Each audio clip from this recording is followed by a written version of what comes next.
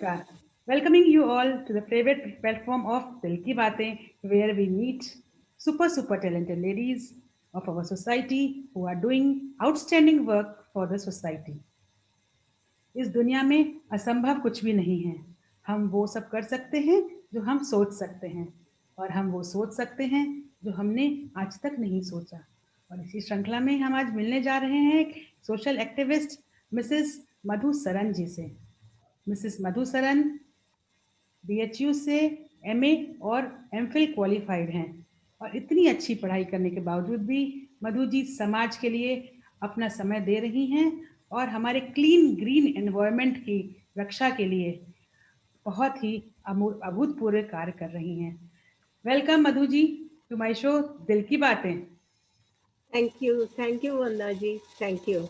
I want to correct you. I did my MA MPhil from JNU. Madhu ji, garbage dumps हमारे समाज में एक अभिशाप बन गए हैं और ये सोचता की तरह हमारे समाज के वातावरण को खराब कर रहे हैं। तो इन गार्बेज डंप्स की निराकरण के लिए आप क्या स्टेप्स उठाए हैं आपने हमारे क्लीन ग्रीन एनवायरनमेंट की सुंदरीकरण के लिए? वन्ना जी, गार्बेज डंप्स हमारे हर शहर में हमें देखने को मिलते हैं और हमें देख के सब लोग हम नाक चढ़ाते हैं और उनको अंदर ही अंदर विश करते हैं काश ये ना होते। और हमने गार्बेज डंप्स में ये एक कॉमन साइट है कि हमने गाय और बहुत सारे कैटल्स को वहाँ उसके आसपास वहाँ से कचरा खाते हुए देखा है। तो ये बड़ा दुख होता है और हमने रैक पिकर्स को उन गार्बेज डंप से कूड़ा उठाते हुए बीनते हुए देखा है, जो बहुत दुख होता है कि इतनी गंदगी में इन लोगों को हाथ डालना पड़ता है। तो ये गार्बेज डंप्स क्यों हैं? हम अपने से क्वेश्चन करते हैं क्यों है ये गार्बेज डंप। और ये एक टॉक्सिक, ये पाइल ऑफ टॉक्सिक वेस्ट है। टॉक्सिक मैं इसलिए कह रही हूँ कि ये मिक्स वेस्ट है, मिक्स है बायोडिग्रेडेबल एंड नॉन बायोडिग्रेडेबल का मिक्सचर है और इसीलिए ये वेस्ट टॉक्सिक है। और इस वेस्ट को हमें ख़त्म करने की ज़रूरत है। यहीं से सारी बीमारियां शुरू होती हैं, यहीं से हमारी गाय और बाकी पशु प्लास्टिक के साथ उस वेस्ट को खाते हैं। गंदगी कितनी होती है, मक्खियाँ आती हैं और ये एक बहुत आईसोर की तरह है। एक साफ सुथरा शहर है, उसमें आपको गार्बेज डंप दिख रहे हैं, तो आईसोर है ये उस शहर के लिए। इसको हटाना बहुत ज़रूरी है। नोएडा में, मैं नोएडा में रहती हूँ। नोएडा की प्राधिकरण ने एक बहुत ही अच्छा ये 2 साल पहले स्टेप लिया था कि सारे गार्बेज डंप्स को ख़त्म करने के लिए हम सारी आरडब्ल्यूएस सोसाइटीज़ को हम रिक्वेस्ट करते हैं कि वो अपने सोसाइटी में वेस्ट का सेग्रीगेशन करें और उसका निस्तारण करें सोसाइटी के अंदर।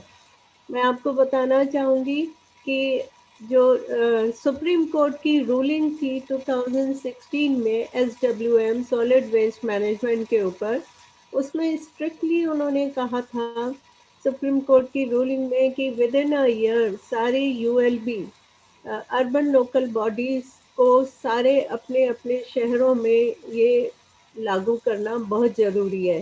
पहले आपने सुना होगा एमएसडब्ल्यू, हम वर्ड यूज़ करते थे, म्युनिसिपल सॉलिड वेस्ट। अब उस चीज़ को म्युनिसिपल ना कह के सॉलिड वेस्ट मैनेजमेंट कहते हैं। हमें गौर करना होगा यहाँ पर, हम म्युनिसिपल क्यों वर्ड यूज़ नहीं करते। Supreme Court has realized after a deep study of this problem कि हम इस इस प्रॉब्लम का समाधान अकेले गवर्नमेंट के ऊपर नहीं छोड़ सकते। हमारी नागरिकों की भी इसमें भागीदारी होनी चाहिए। वेस्ट तो हमने ही फैलाया है, वेस्ट तो हमने ही क्रिएट किया है, जनरेट हम कर रहे हैं और हम क्या कहते हैं कि ये गवर्नमेंट की प्रॉब्लम है। एक ये हमें मानसिकता बदलनी होगी। जब हम ये सोचेंगे कि ये हमारा वेस्ट है और हम ही को इसका निस्तारण करना चाहिए, या एटलीस्ट हमें गवर्नमेंट के साथ मिल के कोऑपरेट करके उसके निस्तारण का समाधान ढूंढना चाहिए, तो ही इन डम्प्स का कुछ सॉल्यूशन निकलेगा, गार्बेज डम्प्स का। तो उसके लिए हमारे सेक्टर में, मैं सेक्टर 47 में रहती हूँ, सेक्टर के नॉर्थ और साउथ में डंप थे 2 बहुत बड़े, और उनका साइज़ बड़ा ही होता जा रहा था। एक कहावत है ना कि जहाँ कूड़ा देखते हैं, जहाँ कूड़ा दिखता है वहाँ इधर-उधर से भी लोग आके वहाँ डंप करते हैं, so it grows in size. तो यही हमारे यहाँ कुछ हो रहा था। हमारा सेक्टर बहुत ग्रीन और क्लीन है, लेकिन बाहर निकलते ही हमें बहुत दुःख होता कि हमारे सेक्टर की मेन गेट के सामने ही ये दोनों डंप हैं। हमें शायद अपना हाथ ऐसे रख के निकलना पड़ता है। जी, जी, बिल्कुल। और मुझे सबसे ज़्यादा दुःख होता था उन रैग पिकर्स को देख के जो वहाँ से कूड़ा बीनते थे। मुझे लगता था कि इनकी लाइफ़ क्या है? हम क्यों नहीं इनके बारे में सोचते हैं? वो अपनी जो छोटे-छोटे बच्चे जिनको स्कूल में होना चाहिए, वो अपनी स्कूल की एज में अपना बचपन इन कूड़े में से कुछ चीज़ें बीन के अपनी जीविका निकालते हैं। ये सारे सवाल थे जो मन में आते थे। तो हमने मेरा वैसे भी मैं बहुत ही मुझे काफ़ी टाइम से बहुत सालों से था कि मैं इसके बारे में कुछ समाधान निकालूँ, कुछ सोचूँ। जब नोएडा अथॉरिटी ने ये स्टेप लिया, उन्होंने लगातार ये वार्निंग भी भेजी। उस समय इत्तेफ़ाक से मैं आरडब्ल्यू में वाइस प्रेसिडेंट थी, 2017 की बात है। तो मुझे लगा कि ये तो एक बहुत बढ़िया अपॉर्च्युनिटी है, इस समय अथॉरिटी हमारा साथ देने को तैयार है, तो ये मौका है ये इनिशिएटिव लेने के लिए कि हम कुछ करें। और मैं बहुत टाइम से एक कंपोस्ट मशीन को सर्च कर रही थी, जो हमारे ये वेस्ट को कंपोस्ट में कन्वर्ट कर सके। एक्चुअली वंदना जी, सबसे ज़्यादा जो मुझे लगता है कि ये वेस्ट मैनेजमेंट के बारे में अगर हम कहें, तो वेस्ट मैनेजमेंट का मतलब है कि हम अपने कूड़े को जितना हो सके रिड्यूस करें और कम से कम कूड़ा हमारा लैंडफ़िल में जाए। हमारे समाज में लैंडफ़िल है क्यों?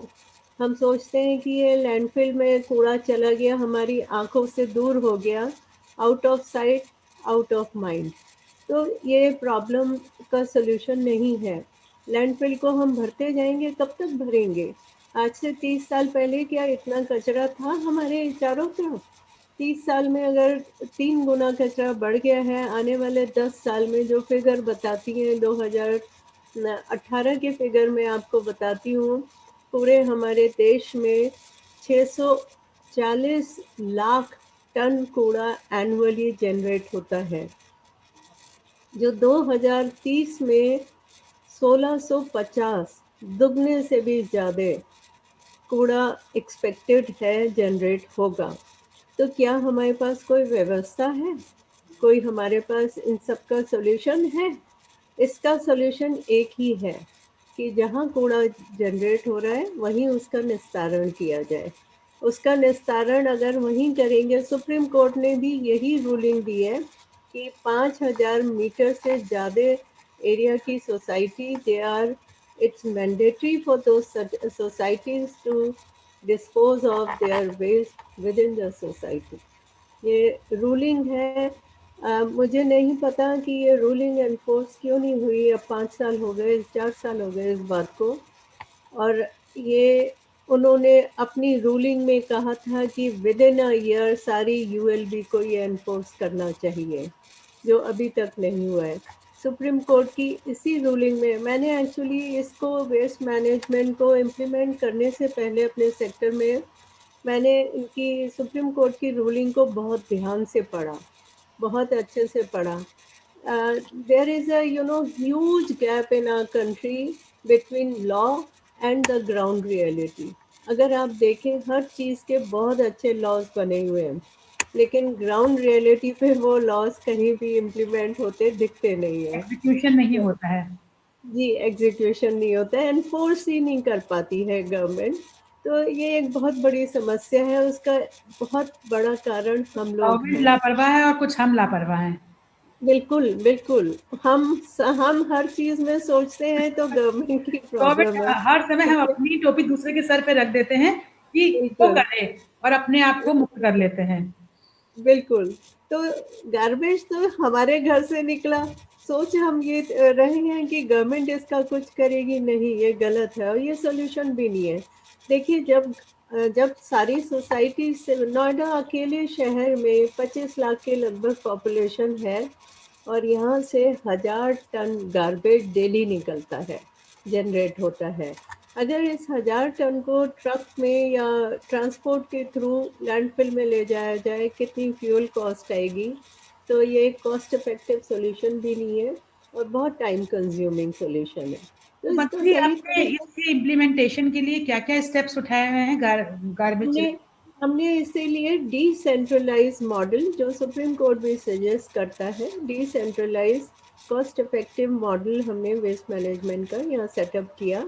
उसमें हमने सेग्रीगेशन के लिए सबसे पहले डोर टू डोर कैंपेन किया, सेमिनार्स किए, व्हाट्सएप के थ्रू एक्सटेंसिव हमने इसका प्रचार किया, कैंपेन की, लोगों को समझाया कि ये क्यों हम करने जा रहे हैं, इससे क्या एडवांटेज है और आगे आने वाले कल में हमारी और हमारी अगली पीढ़ी के लिए एनवायरनमेंट सुरक्षित रहेगा।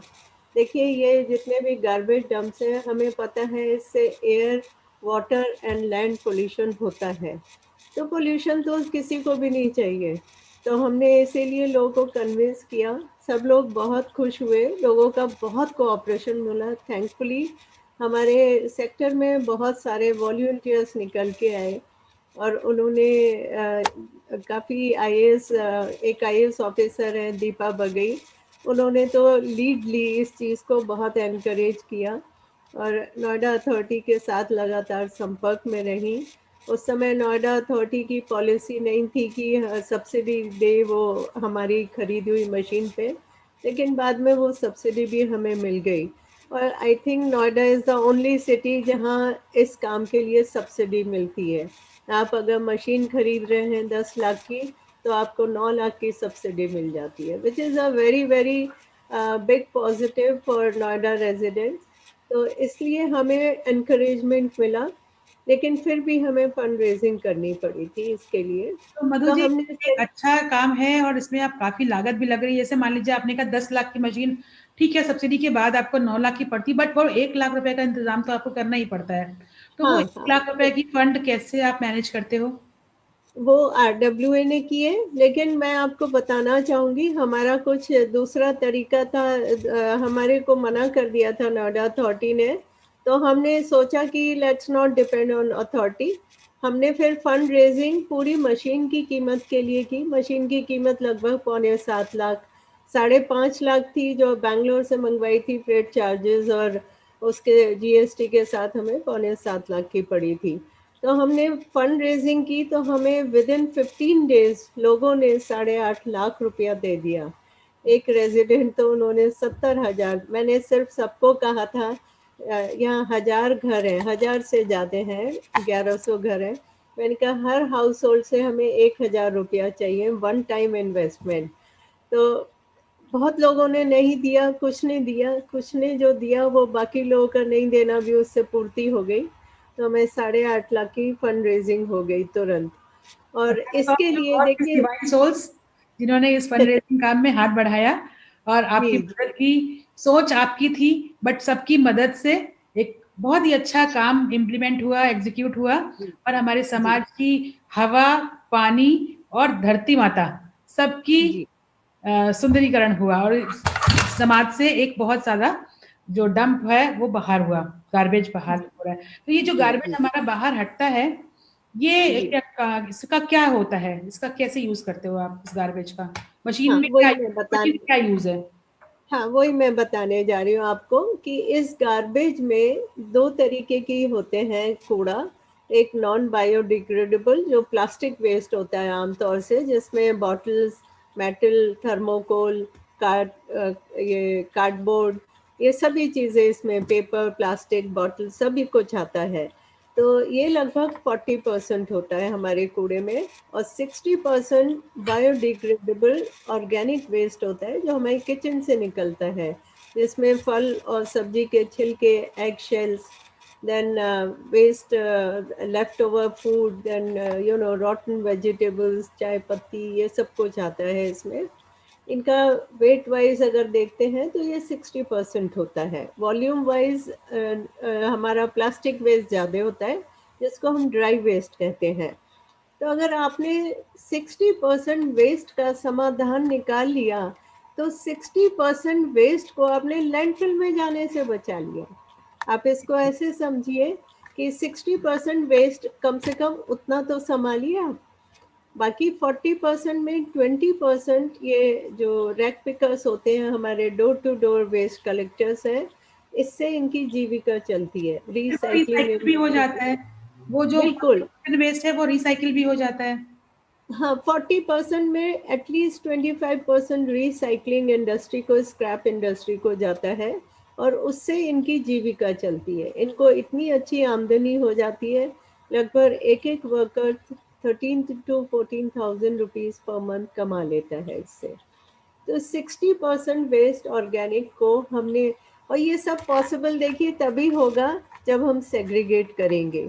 सेग्रीगेशन के लिए हमें अपनी किचन में 2 बिन्स रखनी है, ग्रीन एंड ब्लू, बस, और कुछ नहीं करना है। एक बिन आपकी बाथरूम में जानी है, रेड कलर की हो या किसी भी कलर की हो।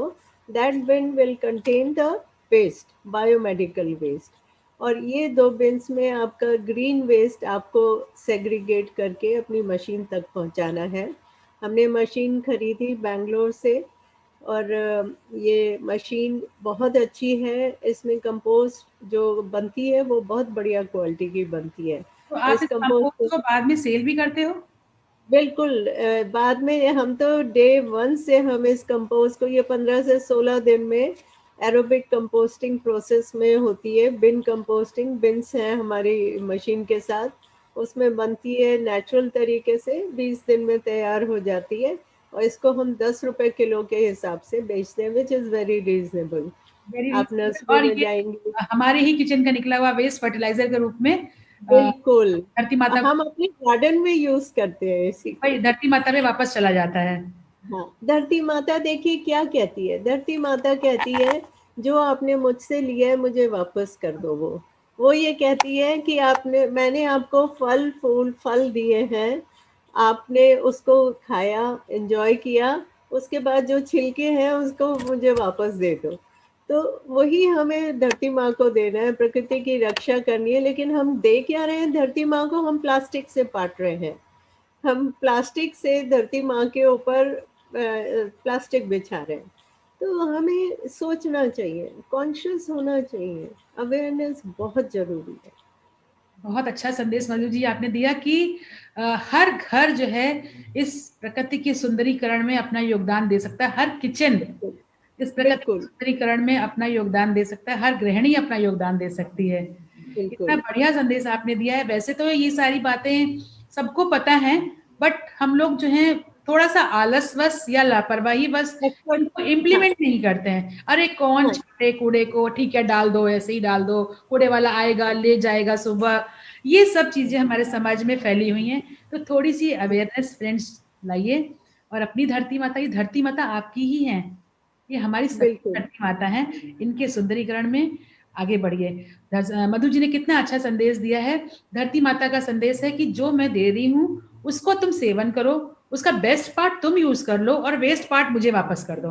कितना बढ़िया संदेश धरती माता दे रही हैं, और हमें सबको धरती माता की इस आवाज को सुनना चाहिए, उनकी पुकार को सुनना चाहिए, और इसको फॉलो भी करना चाहिए। और जैसा मधु जी ने सेक्टर 47 बोला ना आपने, जी, जी, सेक्टर जी। 47 में ये मशीन लगाई हुई है।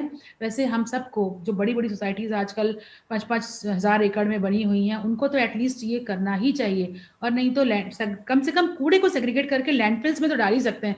अगर लैंडफिल्स में हम डाल देंगे तो वो थोड़े दिन बाद अपने आप, आई थिंक थोड़ा बहुत केमिकल डालने से कंपोज में कन्वर्ट हो जाता है, जैसी मुझे नॉलेज है। हाँ, मैं केमिकल्स को बिल्कुल प्रेफर नहीं करती। केमिकल्स की जगह आजकल बहुत अच्छी अच्छी चीजें आ रही हैं जो काउ डंग से ही बनी होती है, स्टार्टर होती हैं। आप उसमें डाल दीजिए अपने घर के लॉन में, या एक गमले में भी। अगर आप किचन का वेस्ट इकट्ठा करते हैं, उसमें बायो डिकम्पोजर, बायो इसलिए कहते हैं, ये काउ डंग से बना होता है, उसमें अगर आपने डाल दिया, आई थिंक 10-12 दिन में वो आपका कूड़ा सड़ जाएगा। और खाद में कन्वर्ट हो जाएगा 12 वीक देखिए के फ्रेंड्स, अंदर। एक पंथ दो पांच काज मधु जी बता रही हैं कि आपका कूड़े का कूड़ा रिसाइकिल हो जा रहा है, फिर रीयूज भी हो जा रहा है, और धरती माता के ऊपर बोझ भी नहीं बन रहा है, और आपको फ्री की फर्टिलाइजर आपके घर में ही उपलब्ध हो जा रही है आपके अपने किचन वेस्ट से। कितनी बढ़िया बात मधु जी बता रही हैं। प्लीज सब लोग से मेरी रिक्वेस्ट है कि आप सभी लोग मधु जी की बताए हुए नुस्खों को आजमाइए और अपना फर्टिलाइजर अपने घर में बनाइए, और उस फर्टिलाइजर से, उस ऑर्गेनिक खाद से अपने लिए ऑर्गेनिक सब्जियां, ऑर्गेनिक फूल अपने गार्डन में उगाइए। मधु जी, आपने बहुत अच्छा बताया। मधु जी के लिए मैं 2 लाइन बोलना चाहूंगी। दरिया बनकर सबको डुबाना तो बहुत आसान है, दरिया बनकर सबको डुबाना तो बहुत आसान है, पर जरिया बनकर कुछ करके दिखाना तो कुछ बात बने। तो मधु जी को हम जरिया बनाते हैं और इनकी बताई हुई बातों का अमल करते हैं, और अपने किचन वेस्ट को धरती माता के पास जाने से रोकते हैं, या उसको फर्टिलाइजर फॉर्म में कन्वर्ट करके धरती माता को वापस करें। मधु जी, और कुछ कहना संदेश है आपका हमारे व्यूअर्स के लिए? हाँ, आप मैं यही कहना चाहती हूँ कि लोगों में अवेयरनेस सेग्रीगेशन के लिए जरूर होनी चाहिए। कुछ करें या ना करें, लोग कहते हैं अच्छा हम बाजार से दूसरी बिन्स लेकर आएंगे, हम कहते हैं कुछ भी घर में कंटेनर पड़ा है उसको रख लो किचन में। Start from right away, immediately आप सेग्रीगेशन जरूर जब कीजिए। जागो तब सवेरा। तो हाँ जी, हर हर शहर में एक अलग करो मूवमेंट शुरू होना चाहिए। अलग करो मूवमेंट ही हमें वेस्ट मैनेजमेंट की तरफ ले जाएगा, और हमें लैंडफिल की फिर जरूरत भी नहीं पड़ेगी। लैंडफिल इसलिए चाहिए क्योंकि लोग सुनते नहीं है, मिक्स वेस्ट अभी भी फेंकते हैं। हमारी नानी दादी के टाइम में कभी आपने देखा कूड़ा बाहर पड़ा हो, वो फेंकती थी।